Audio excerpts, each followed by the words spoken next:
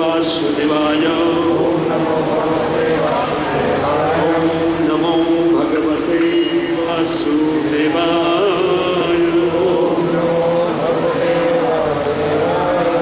ओम नमो भगवते वासुदेवाय।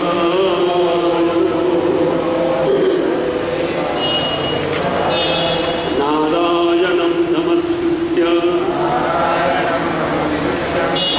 चैव नरोत्तमं देवीं सरस्वतीं व्यासं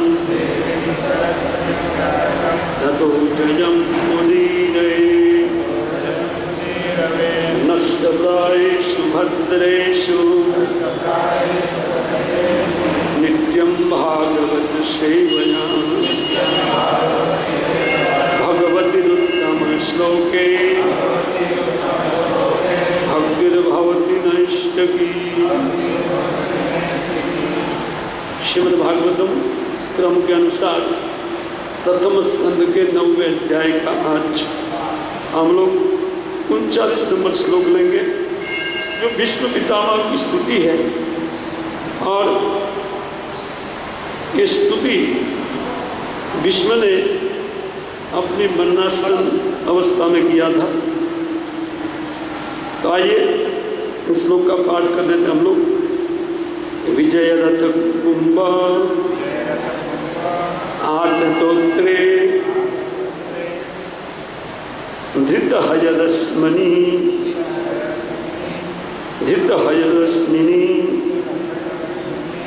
तच्छ्रिये इक्षणीये भगवती रतिरस्तो मैं मुमुर्षो यम इह निरीक्षा हता गताः स्वरूपम्।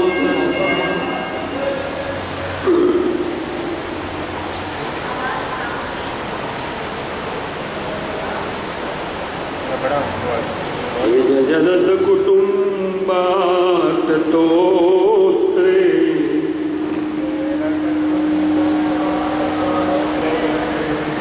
जगत कुटुंबात तोत्रे लितहयरश्मिनि तच्छ्रेक्षणी लितहयरश्मिनि तच्छ्रेक्षणीये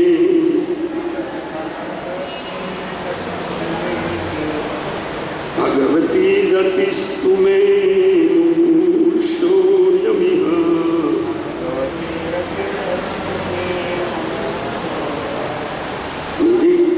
क्षहतागतः स्वरूपम्। जगत कुटुंबात तोत्रे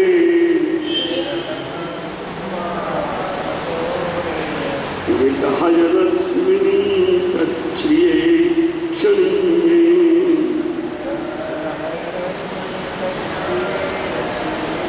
भगवती रतिस्तु मे मुमुर्षो यम इह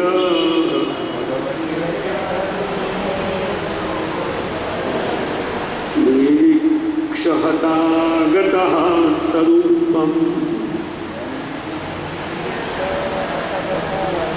विजयजगत कुटुंबात तोत्रे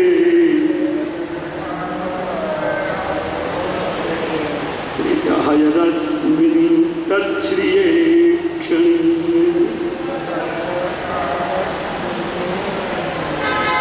भगवती रतिस्तु मे मुमुर्षो यमिह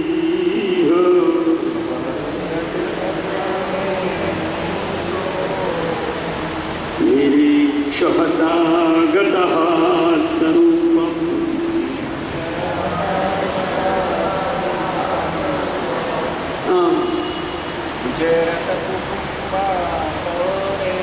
विजयरथ कुटुंबात तोत्रे लितहयरश्मिनि तच्छ्रेक्षणी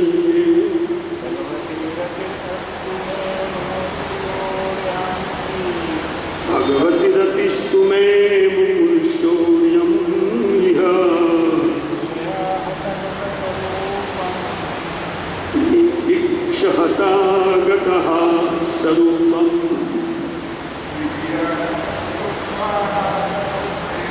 विजयरथ कुटुम्बात् तोत्रे इतः यदस्मिन् तच्छ्रेक्षणीये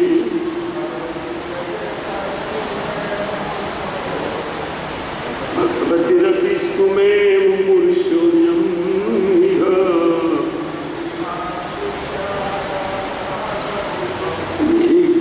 निरीक्षहतागतः स्वरूपम्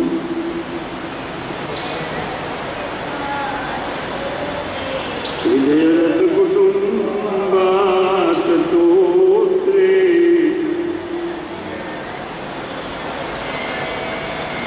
इतः यदस्मिन् तच्छ्रेक्षणीये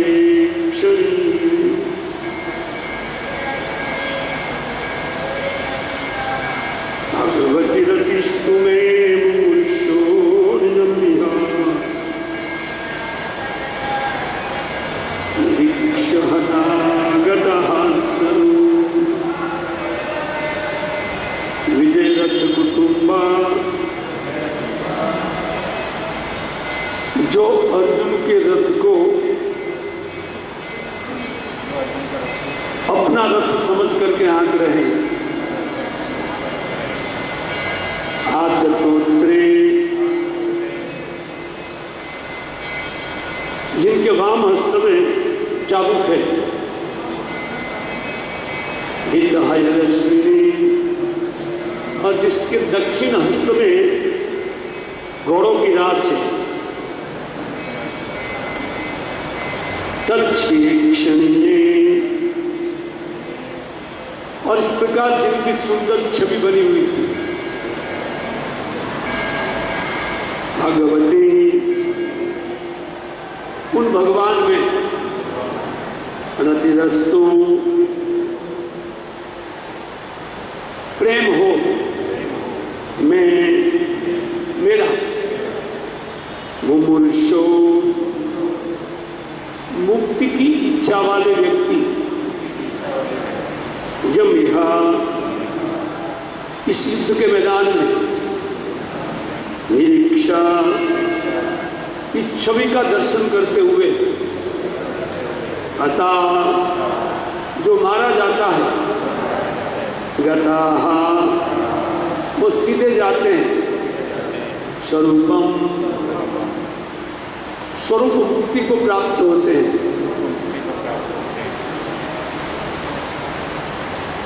तो अनुवाद इस प्रकार है श्री विष्णु पितामह इस 39वें श्लोक में स्तुति में कहते हैं कि जो अर्जुन के रथ को अत्यंत ध्यानपूर्वक चला रहे थे, थोड़ा भी इधर उधर उनकी दृष्टि नहीं थी, तो इस प्रकार जो सारथी का काम करते हुए भगवान श्री कृष्ण ने अपने एक हाथ में चाबुक और एक हाथ में घोड़ों की राश पकड़ी हुई और उस टाइम उनकी जो सुंदर छवि बनी हुई थी उस छवि का लोग जब दर्शन करते थे उन दर्शन करने के समय उनकी नजर नहीं हटती थी, तब तक किसी का तीर आकर के उनका गला छेद करके उठ जाता था, तो वो व्यक्ति तुरंत मोक्ष को प्राप्त होते थे। ऐसे श्री भगवान में मेरी रतिमति बनी रहे। ज्ञानांजनशलाकया चक्षुरुन्मीलितं येन तस्मै श्री गुरुवे श्रीचैतन्यमनोभीष्टं स्थापितं येन भूतले रूपकदामह्यं ददाति स्वपदम् वन्देऽहं श्रीगुरौ श्रीयुतपदकमलं श्रीगुरून् नमस्कृतं श्रीरूपं साग्रजातं सहगण रघुनाथं तं सती साद्वैतं सावधूतं परिजन सहितं कृष्ण चैतन्यदेवं श्री राधा कृष्ण पादान् सहगण ललिता शिवशाङ्करनितं मुखं करोमि वाचां पंगुमलंघयति गिरिं यत्कृपातमहं वन्दे परमानन्दमाधवं जयतं सुरतपङ्गो मम मन्दमतैर्गति मत्सर्वस्वपदं भोजो श्रीराधा मदनमो वाञ्छाकल्पतरुभ्यश्च कृपासिन्धुभ्यैव पतितानां पावनेभ्यो वैष्णवेभ्यो नमो श्रीकृष्ण चैतन्य प्रभु नित्यानंद श्री अद्वैत गदाधर शिवासादि श्री गौर भक्तवृंद हरे कृष्ण कृष्ण कृष्ण हरे हरे हरे राम राम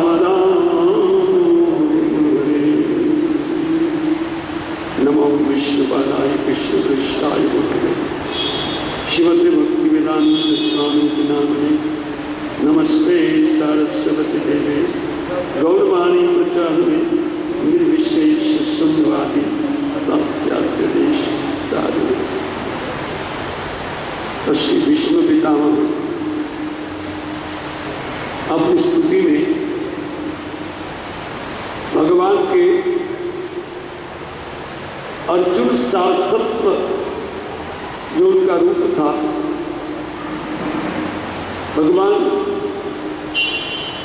अर्जुन के सारथी बने हुए थे, उस छवि का बारंबार वर्णन करते हुए श्री भगवान के चरणों में प्रार्थना करते हैं कि भगवान इसी प्रकार की छवि निरंतर मेरे मन में बसी रहे और मेरी प्रीति आप अत्यंत सुंदर रूप वाले श्री कृष्ण में बनी रहे। ये स्तुति वस्तु तो प्रत्येक जीवात्मा को करनी चाहिए, क्योंकि सभी जीवात्माओं का स्वरूप श्री विष्णु की तरह उनके सेवक के रूप में है। किसी भी देश में, किसी भी समाज में कोई भी जीव जीता है, लेकिन वो जी करके क्या करता है, जीवन रक्षा करते हुए वो दूसरे से प्रेम करना चाहता है और उस प्रेम के आदान प्रदान से वो सुखी रहना चाहता है। ये सिद्धांत है। कोई भी जीव किसी भी समाज में, न केवल मनुष्य समाज में, अभी तो पशुओं के समाज में भी हम लोग जीवात्मा के इस स्वभाव को पाते हैं कि बगैर सिखाए प्रत्येक जीव एक दूसरे के साथ प्रेम का आदान प्रदान करते हैं और इसी में वो अपने सुख का अनुभव करते हैं।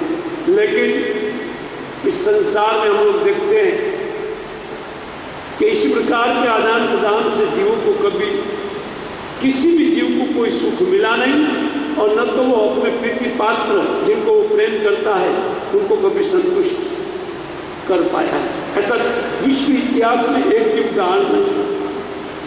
खोज लीजिए, पूरे जगत जब से चलता है तब से कोई भी व्यक्ति ये नहीं कह सकता है कि मैंने मेरी वाइफ को संतुष्ट कर दिया। लोग वाइफ को ज्यादा प्रेम करते हैं, हाँ सबसे ज्यादा, लेकिन विश्व इतिहास में कोई नहीं कह सकता है कि मेरी वाइफ को मैंने संतुष्ट कर दिया। क्यों? क्योंकि उनकी वाइफ के हृदय में जो सुख की स्प्रिया है वो सुख आध्यात्मिक है, भौतिक नहीं है, अर्थात वो आनंद है। कैसे कोई व्यक्ति आध्यात्मिक आनंद जब तक वो नहीं जानता है, जब तक उनका अनुभव नहीं करता है, तब तक कैसे दूसरे के हृदय में उनको ट्रांसफर कर सकता है? हाँ, साधु ये अवश्य कर सकते हैं। जो साधुजन होते हैं जिनके हृदय में कृष्ण होते हैं, ये चलते मिलते भागवत है। एक भागवत बड़ भागवत सास और एक भागवत भक्ति रस पात्र। चैतन्य चरितामृत में कहा गया है कि एक भागवत बड़े शास्त्र के रूप में, जो वेदव्यास महाराज की अंतिम कृति के रूप में या संपूर्ण वैदिक लिटरेचर के सार के रूप में इनको बताया गया है, ये तो बड़े शास्त्र के रूप में उनकी ख्याति है। और एक उसी शास्त्र को अपने हृदय में संजो करके भगवान के प्रेमी जन जो प्रति भगवान के उन कथा वार्ताओं का वितरण करते हैं, उनका आस्वादन करते हैं अपने हृदय में, वो है भक्त भागवत, जिनके हृदय में भगवान के प्रति प्रेम भरा हुआ है।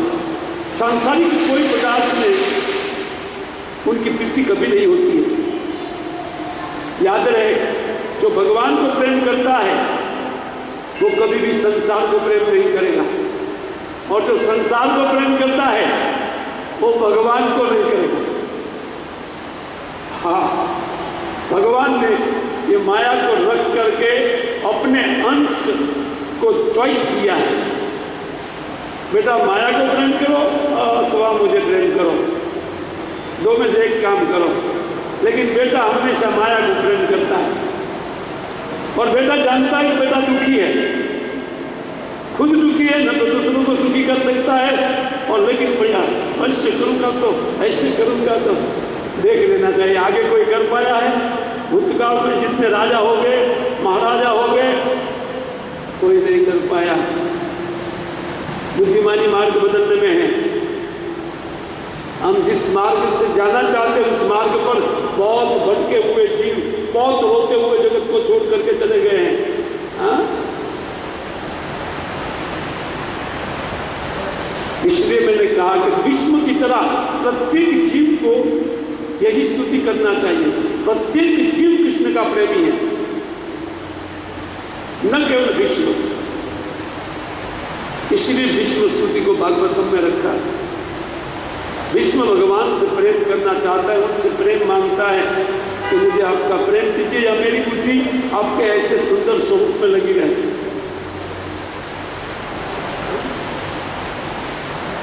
और उसी प्रकार द्वादश महाजन स्वयंभू शंभु कुमार कपिलो मनु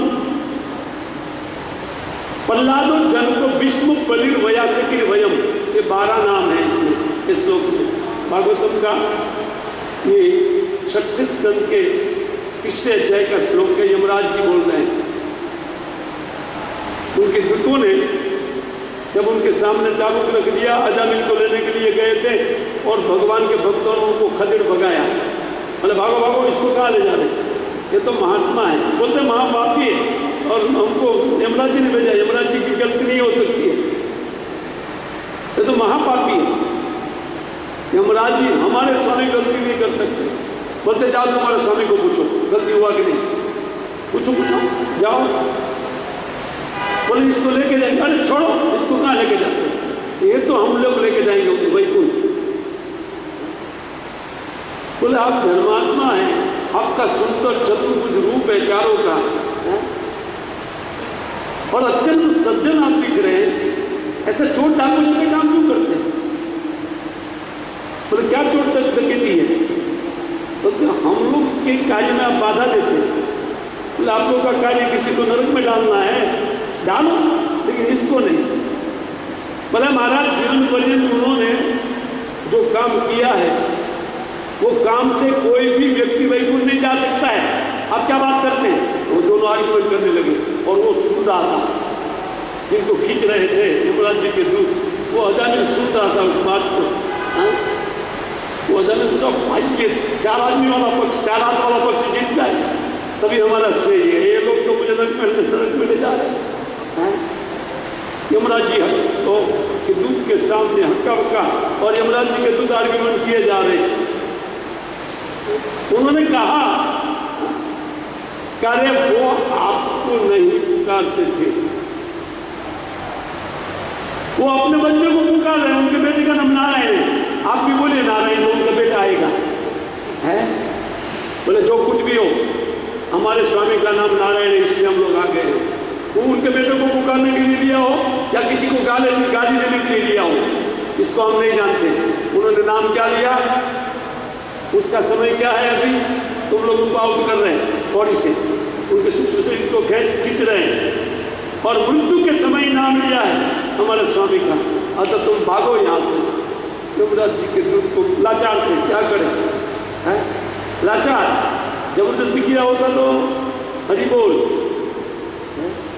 इसलिए पहली बार डर करके यमराज जी के दूत वापस यमराज जी के पास, एक ही घटना है, डर करके यमराज जी के दूत एक ही बार वापस गए अजामिल के पास। वहां जाकर के अपने स्वामी को बोले, ये लो। तो क्या है? बोला आपका सामान, ये चाबुक है, ये फांसा है, तो इसको रोको, नौकरी वोकरी नहीं करना, जान बची लाखों पाए, हमारे बच्चे रखकर जाते थे। कितने शासक है तुम लोग? वो तो उल्टा चालू, इतने शासक है, हम तो सोच रहे कि आप मृत्यु के देवता है। लेकिन देखो जिनके दूत ने लोग बोले आखिर घटना क्या थी तो बताओ। बोले जा रहे हैं, बोले आपने अजामिल पापी के पास हमको भेजा था। बोले हाँ। बोले वो निश्चित पापी, बोले पापी था 101%। चित्रगुप्त बुलाया, अजामिल का खाता दिखाया उनको, पापी पाप, पापी पाप, पूरा बराबर बुलाया कि नहीं? देखो पापी इसको बताया गया ना, तो क्या? लेकिन हम लोग गए तो ये 4 दूत कहां से आ गए और वो किसके दूत थे? बोले वर्णन करो कैसे थे, आकार कैसा था? बोले बहुत सुंदर थे और घन बादल के समान इनका श्याम वर्ण था और सबके गले में वनमाला लटक रही थी और जो 4-4 भुजाएं वाले थे। जैसे 4 भुजा का नाम आया ना, यमराज जी हंसना चालू किया और हो गया बस, अभी नहीं सुनना है। 4 हाथ वाले थे ना। अरे बोले मेरे प्रभु के दूत थे, वो अपने भक्तों को खोजा करते। बोलो आपने भेजा था जिनको लेने के लिए, ये उनका भगत है क्या? बोले तुम नहीं जानते हो, भागवत धर्म हम लोग 12 महाजन जानते हैं। क्या बात है, तो भागवत धर्म सिखाओ हमको, एक ऐसा धर्म है, इसकी शिक्षा जरा हमको मिले। आश्चर्यचकित थे वो लोग। अजामिल की घटना में ये तीनों यमराज जी के दूत आश्चर्यचकित थे। बोला ऐसा कैसा धर्म है, सारा पाप करो, एक नाम ले लो और सीधा वैकुंठ जाओ, ये कैसा धर्म है? ये कौन शास्त्र में लिखा है? बहुत आर्गुमेंट करने लगे। बोला बेटा सुनाता। तब ये श्लोक बोले, धर्म तो साक्षात भगवत पंडितम ना ऋषि ना विदेवाह। कहते हैं कोई देवता नहीं जानते, कोई ऋषि नहीं जानते, भागवत धर्म को 12 महाजन जानते। ना कौन 12 महाजन है? स्वयंभू, शंभु, नारद, कुमार, कपिलो, मनु, प्रहलादो, जनको, भीष्म, बलि, सुखदेव गोस्वामी पाद और अहम मैं, क्योंकि मैं मृत्यु के देवता हूं और एक मैं जानता हूं, लास्ट में अपना नाम रखा हो जाओ। ये 12 महाजन है जो भगवान के सूक्ष्म कानून को जानने वाले हैं। बाकी जो वेद के रूप में भगवान ने लिखा है वो प्राकृतिक कानून है, प्रकृतिगत, जो जीव इस प्रकृति में क्या क्या करना चाहते हैं, उनको क्या क्या प्राप्त करना है, अरे वो स्वाहा हा हा हा हा जो चल रहा है ना, वो प्राकृतिक धर्म है, थर्ड क्लास। कोई कितना भी विद्वान पंडित स्वाहा हा हा कराए, उससे शरीर काला होगा, धुआं खाएगा और कुछ धुआं गिफ्ट में मिलेगा, शरीर काला होगा और गर्मी खाएगा बैठ करके पसीने से तरबतर, फिर भी यज्ञ कर रहे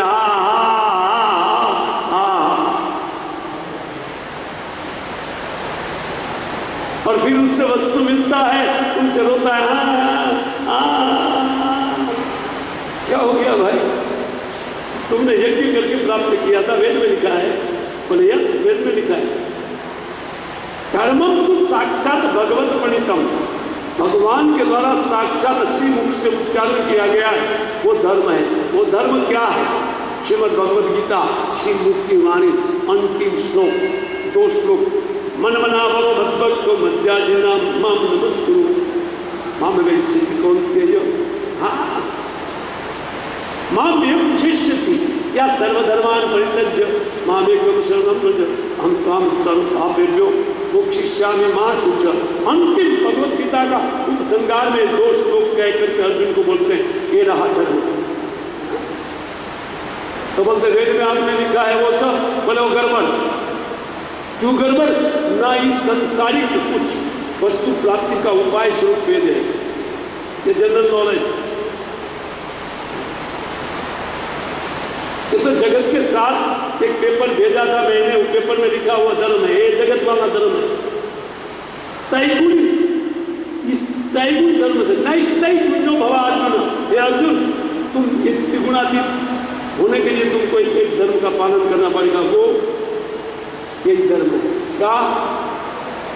सर्वधर्मान परित्यज्य, जितना वेद में वर्णन किया मैंने, लोक धर्म, कुल धर्म, काल धर्म, जो कोई भी धर्म है, उन सभी धर्मों को त्याग करो, केवल मेरे चरणों में समर्पित हो जाओ बेटा।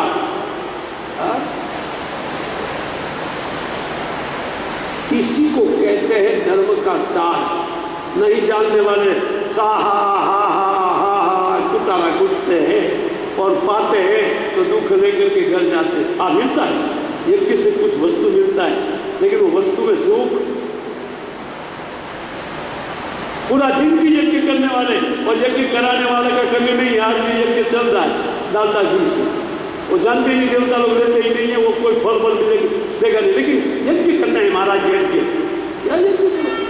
यज्ञ हरिनाम संकीर्तन, यज्ञ नाम जप यज्ञोस्मि, जितने भी यज्ञ है उनमें जप यज्ञ मैं हूँ, इसलिए बोलते मेरा नाम का उच्चारण सबसे बड़ा यज्ञ है। हरे कृष्णा कृष्णा कृष्णा हरे हरे, हरे राम राम राम हरे हरे। हाँ, इस कलयुग में बुद्धिमान व्यक्ति इन संकीर्तन यज्ञ से मेरा पूजन करेगा। श्रीमद् भागवतम। और कोई यज्ञ नहीं है। जब भक्त लोग जपमाला हाथ में लेकर बैठते हैं, प्रत्येक नाम के ऊपर 1,000 अश्वमेध यज्ञ हो रहे हैं, जिसमें एक यज्ञ में करोड़ों डॉलर खर्च हो सकता है भगवान के एक नाम। और जो भगवान के दर्शन के लिए मंदिर जाते हैं, प्रत्येक पैर में हजारों अश्वमेध का फल पाता है। तो ये यज्ञ क्या है? संकीर्तन यज्ञ केवल कलयुग में है। केवल नाम संकीर्तन। कलयुग केवल नाम आधार, सुमर सुमर नर उतरहि पारा, कलयुग केवल नाम आधार। न यज्ञ न धर्म का आचरण कुछ भी कलयुग में नहीं रह जाएगा, है ही नहीं। कलयुग ने कुछ ठिकाना नहीं रहने दिया। न योग यज्ञ न ज्ञाना, योग यज्ञ ज्ञान कोई ठिकाना नहीं रखा। कलयुग केवल नाम। हरिनाम संकीर्तन जो करता है धर्म की सुख होता है। इसलिए प्रत्येक जीव का कर्तव्य इन नाम संकीर्तन के द्वारा विश्व जैसी बुद्धि कमाना है। आइए विश्व जी कैसी बुद्धि कमाए, उसका अपने मुख से उनका वर्णन करते हैं, मुझे कैसी बुद्धि मिले। हाँ?